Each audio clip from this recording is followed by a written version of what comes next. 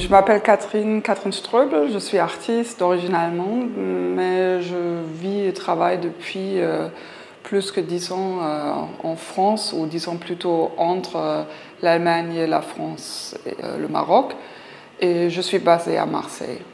Alors la pièce que vous voyez derrière moi s'appelle Ni le mal ni le bien, et ça fait évidemment référence aux chansons très connues d'Edith Piaf.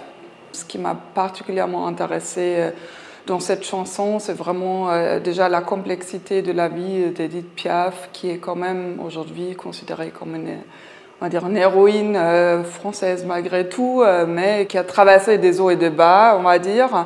Et la chanson avait aussi un contexte historique et politique qui n'est pas trop connu. Elle avait dédié pendant la Deuxième Guerre mondiale à les gens étrangères. Il y a une longue histoire, mais c'est quand même beaucoup plus complexe et contradictoire qu'on imagine, et ça m'a particulièrement intéressée.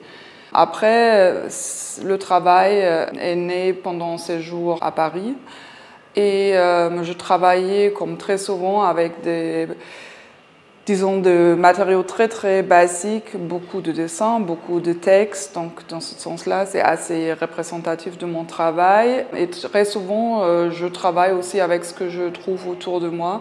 Et donc dans ce cas, je travaillais vraiment avec les cartons jetés devant le magasin le soir. Je récupérais les matériaux que je trouvais dans la rue et je faisais cette espèce de manifestation fictionnelle qui, bien sûr, à la fin, est censé aussi de se retrouver de nouveau dans la rue de la ville ou des villes.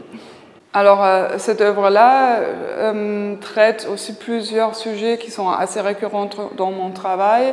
C'est la relation entre corps, notamment corps de femme, mais pas que, corps de femme et espace public, architecture. Donc, c'est quelque chose qui est très important pour moi parce que comme je vis entre la France, l'Allemagne et le Maroc, le fait d'être une femme blanche qui fait 1m75 avec un passeport rouge qui permet de voyager facilement, ça fait que je ne suis pas aperçue de la même manière là où je vis, et je trouve d'une certaine manière mon corps et ma façon d'être change aussi selon les contextes dans lesquels je vis.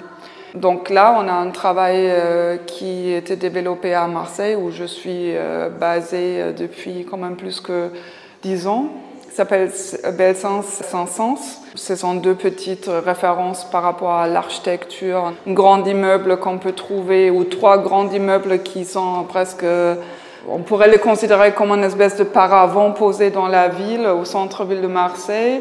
Ce qui m'a toujours intéressée aussi, c'est vraiment ce rapport entre vêtements comme protection, comme peau, et l'architecture qui, d'une certaine manière, est aussi le vêtement du corps, de nos corps. Donc, 2 fois, ce sont des couches de strates qui nous protègent, qui protègent notre corps. Donc, j'ai développé ce travail qui a 2 côtés, et donc il y a 2 perspectives assez différentes. De l'autre côté, on verra bien qu'il y a encore une fois une image imprimée sur cet vêtement qu'on peut là considérer plutôt comme une espèce de vêtement peau, et de l'autre côté, on verra la photo imprimée d'un voisin qui regardait par la fenêtre et qui prenait, lui, le rideau de sa fenêtre pour se protéger d'une certaine manière. Donc, toutes ces strates de vêtements, tissus, couvertures se mêlent d'une manière qui m'intéresse beaucoup dans ce travail.